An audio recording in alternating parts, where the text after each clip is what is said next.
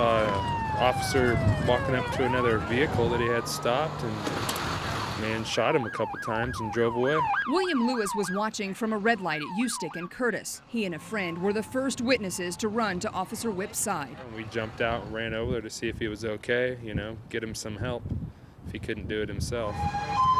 Lewis says the shooter jumped back in his car and sped off, squealing his tires as he left. Other drivers stopped to help Patrolman Whips, who was laying on the ground, bleeding from the head. Yeah, he was talking to us. He was talking on his radio, giving some code for officer down or something. He made a call. He said, "Shots fired. I'm down." Hispanic male. And that's about all he said.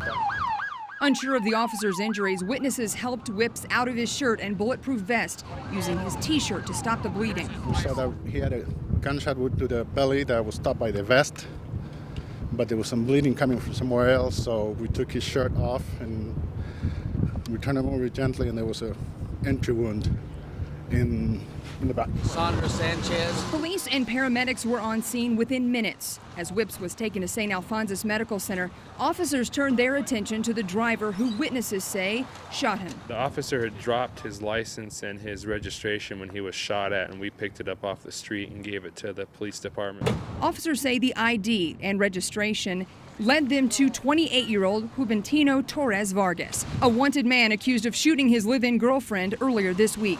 Armed with his identity and description, officers from 5 different law enforcement agencies moved in to help find the suspect. This isn't just your typical aggravated battery on a citizen, but when it involves an officer, it takes it to an entirely different level, a higher level, and so that's why the Critical Incident Task Force was developed. Andrea Dearden, Idaho's News Channel 7.